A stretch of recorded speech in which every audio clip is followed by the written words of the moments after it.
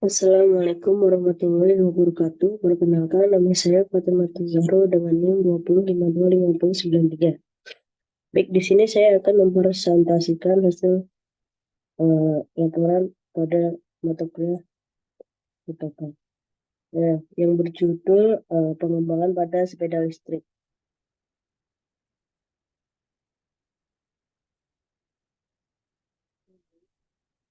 Selanjutnya kita langsung masuk ke materi saja. Untuk bab 1. Internet sepeda mudah ditemukan di mana-mana memiliki fitur yang berbeda karena lebih motor dan bisa digunakan. Sepeda memiliki oleh semua golongan orang, dimiliki oleh semua golongan orang masyarakat. Sepeda juga digunakan untuk mengakses jarak dekat. Alasan di atas sebanding dengan jumlah sepeda orang Indonesia yang mencapai 17 unit pada tahun 2015 dan terus meningkat pada setiap tahunnya. Dengan perkembangan teknologi saat ini, sistem penggerak motor listrik telah menggantikan sistem konvensional, meringankan mobilitas pengguna dan membuatnya lebih mudah digunakan. Kondisi sepeda harus selalu siap dengan dukungan sistem fasilitas yang digunakan seperti parkir dan pengisian daya. Sepeda listrik dapat memiliki banyak keuntungan dibandingkan dengan sepeda dalam hal efisien tenaga dan waktu jarak tempuh. Karena mereka ramah lingkungan dan sesuai dengan tren produk ramah lingkungan. Sepeda listrik sering digunakan sebagai pengganti kendaraan bermotor. Nah, untuk sebab 1.2 itu rumusan masalah. Di sini ada rumusan masalah yang akan ditingkatkan dalam sepeda listrik antara lain. 1.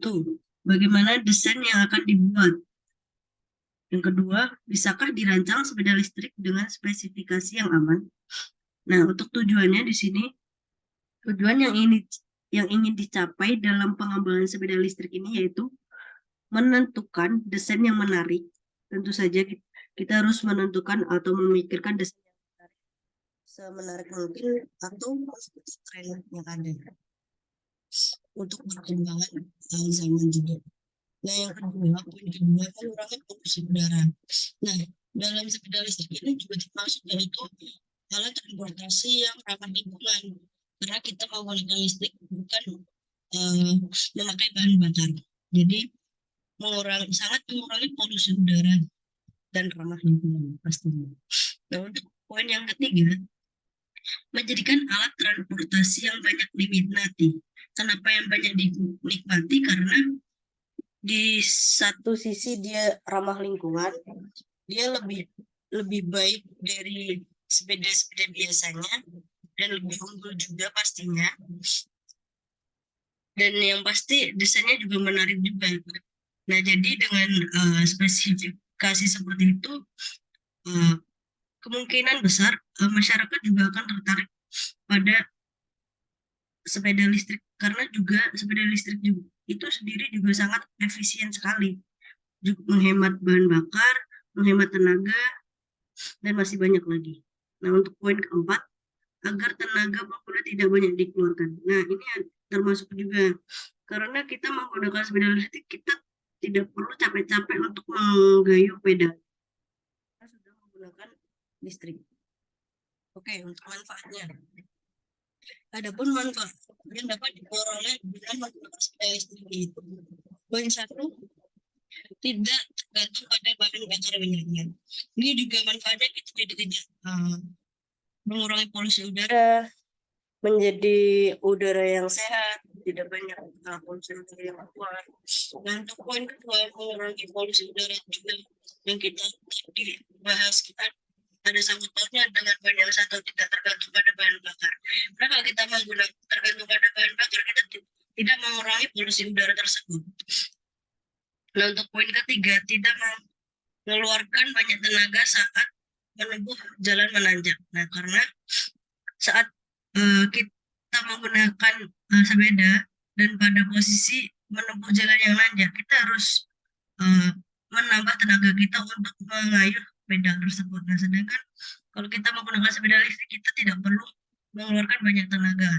Nah, untuk poin keempat, menjadi alat transportasi yang mudah digunakan. Kenapa mudah digunakan? Karena kita tidak perlu mengeluarkan banyak tenaga, tidak perlu membeli bahan bakar, karena kita bisa menggunakan alat transportasi itu kita di rumah, maksudnya kita bisa mengecas di rumah, karena kita mempunyai untuk alat casnya untuk sepeda listrik tersebut. Oke, selanjutnya untuk bab 2, tujuan pustaka. Nah, di sini itu sepeda listrik. Sepeda listrik disebut juga sepeda power bank atau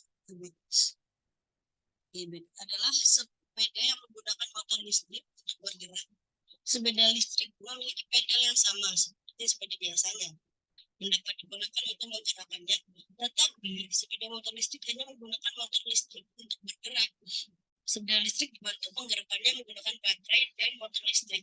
Pada tahun 1992, Vector Service Limited memasarkan sepeda listrik dengan merek Z, yang merupakan sepeda portable dengan berat 11 kg.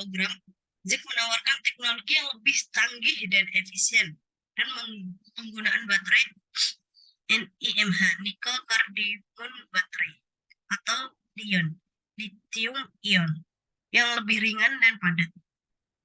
Meskipun era 2000-an, baterai ion lithium menjadi lebih populer karena ukurannya yang sangat lebih kecil dan lebih padat. Salah satunya merek sepeda listrik Kilekil kemudian menggunakan baterai ini untuk menjalankan jarak 400 meter. Nah, selanjutnya ada panel display. Pada sebuah sepeda listrik ini biasanya adalah sebuah yang menampilkan kondisi dari sepeda listrik tersebut. Panel display ini menampilkan informasi seperti kecepatan sepeda, suhu dinamo, dan kondisi baterai, dan lain-lainnya. Handle gear terdiri dari 2 jenis, yaitu ada handle gas tarik berbentuk full grip seperti yang ada pada sepeda motor biasanya. Untuk yang kedua yaitu handle gas thumb throttle, adalah tuas kecil yang terletak di bawah bilah pegangan kemudi sebelah kanan dan bekerja dengan dorongan jempol tangan. Jadi hanya kayak seperti di starter atau dipencet. Sepeda listrik biasanya dibagi menjadi 2 jenis berdasarkan bagaimana mereka bekerja. Nah, jenis yang pertama yaitu jenis pedelec. Yang paling umum adalah pedal assist atau pedelec. Mereka hanya dapat bekerja dengan cara di kayu seperti sepeda biasanya. Tetapi mereka memiliki motor listrik yang ada di jenis sepeda ini membantu mengurangi berat dan beban saat mengayuh pedal sepeda. Membuatnya lebih ringan tentu saja. Untuk mengoptimalkan penggunaan motor listrik, sistem ini menggunakan sensor pada pedal tanpa tuas. Nah, di sini ada contohnya pada gambar 21.1, merupakan salah satu contoh sepeda listrik pedelec. Nah, ini adalah salah satu contohnya. Masih tetap ada pedalnya, tetapi ada bantuan motor listriknya agar mengurangi tenaga yang akan kita keluarkan. Jenis yang kedua ada throttle. Adalah jenis sepeda listrik yang mirip dengan sepeda motor yang memiliki throttle atau gas di handlebar untuk menghidupkan motor listriknya. Namun, meskipun memiliki throttle, jenis sepeda ini tetap dapat digerakkan. Biasanya sepeda listrik total memiliki kecepatan sekitar 15 hingga 25 km per jam. Atau sesuai dengan peraturan negara pada gambar 21.2 merupakan salah satu contoh sepeda listrik total.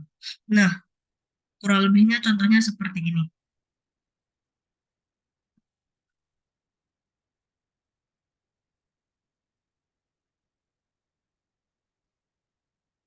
Oke, selanjutnya merujuk pada cara sepeda listrik beroperasi di atas. Dapat disimpulkan bahwa meskipun sepeda listrik jenis pedelec dapat beroperasi dengan di kayu, namun tidak selalu memerlukan tenaga manusia bantuan listrik tadi. Sebaliknya, motor sepeda listrik jenis rotor berfungsi hanya ketika sepeda dioperasikan dengan pedal gas dan tidak berfungsi ketika sepeda di kayu. Selanjutnya, jenis-jenis sepeda. Sepeda memiliki beberapa macam jenis tipe frame atau disebut juga rangka sepeda. Kenapa? Di mana ada beberapa jenis tipe sepeda yang banyak ada di pasaran antara lain. Yang pertama, fully rigid. Frame sejenis ini sesuai dengan medan yang dilalui pada jenis sepeda road brake karena mereka rangka yang kaku tanpa suspensi depan dan belakang. Jadi hanya jalur-jalur tertentu yang dapat mereka lewati. Nah, selanjutnya untuk poin kedua ada hardtail. Jenis frame ini biasanya digunakan di medan yang terjal tidak terlalu ekstrim karena memiliki bagian depan yang bersuspensi. Jadi di bagian depan dia ada suspensinya yang dapat mengurangi ketika ada medan yang terjal. Nah, untuk poin ketiga yaitu ada dual atau full suspension. Sepeda jenis ini memiliki bagian canstay dan garpu depan yang gantung. Pivot menghubungkan lower dan upper canstay, membuat ban belakang depan naik turun mengikuti tanah. Jadi ketika kita melewati medan yang terjal, kita tidak terlalu merasakan gimana gelombangnya itu, karena terdapat dua suspensi, yaitu suspensi ban depan dan ban belakang yang dimana bisa mengikuti irama pada tanah tersebut. Selanjutnya bab 3 ada tahap pelaksanaan. Nah, di sini ada alur perancangan. Perancangan dan pengembangan produk adalah serangkaian tindakan yang dimulai dengan analisis persepsi pasar dan peluang dan diakhiri dengan proses pembuatan, penjualan, dan pengiriman barang ke pasar. Tahapan pengembangan produk menunjukkan kematangan perencanaan produk sebelum diproses. Tahap ini mempertimbangkan kebutuhan konsumen melalui ilmu karakteristik produk sukses yang mencakup kualitas, biaya, waktu pengembangan, biaya pengembangan, dan kapabilitas pengembangan. Pengembangan konsep atau pembangunan konsep adalah tahap pertama proses pertimbangan bagian yang paling mungkin untuk dikembangkan. Ada beberapa fase yang diterapkan antara lain seperti gambar di bawah ini. Fase 0 yaitu kita memplanning sebelum membuat. Fase 1 konsep development. Nah, untuk fase 2 sistem level design, kita mendesain. Fase 3 detail desain. Nah, nanti kita seleksi desain mana yang akan kita buat dari beberapa desain yang sudah kita buat. Fase 3 testing and refinement. Fase 5. Oke. Selanjutnya ada alat dan bahan. Untuk alat yang digunakan adalah maksudnya 1 ada kikir, 2 gergaji, 3 peniti, 4 penyikup, 5 mister ukur, 6 ada mata bor, 7 mesin bor, 8 mesin gerinda, 9 mesin press, 10 ada las listrik. Nah, untuk bahan yang digunakan adalah 1 rangka, 2 box baterai, 3 kelistrikan. Untuk proses pembuatan sepeda listrik dilakukan dalam urutan yang telah direncanakan. Tentu saja, saat kita melakukan pembuatan, kita harus sesuai dengan rencana yang sudah kita buat. Dan dibagi menjadi beberapa bagian seperti membuat rangka, membuat kotak baterai, dan membuat bagian-bagian lainnya yang sudah kita susun. Selanjutnya untuk pengujian dan produk. Setelah produk itu jadi, produk harus melalui proses pengujian. Karena sebelum kita memasarkan produk tersebut, kita harus menguji apakah sudah layak atau belum. Sebelum produk dilaunching, salah satu tahap yang paling penting adalah pengujian pada produk tersebut, apakah sudah layak atau belum.